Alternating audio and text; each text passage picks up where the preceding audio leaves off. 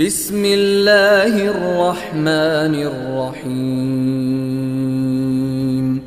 إذا زلزلت الأرض زلزالها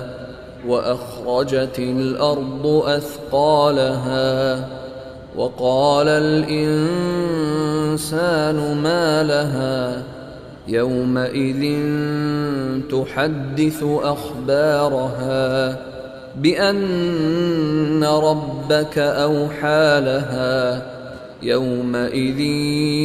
يصدر الناس أشتاتا ليروا أعمالهم فمن يعمل مثقال ذرة خيرا يره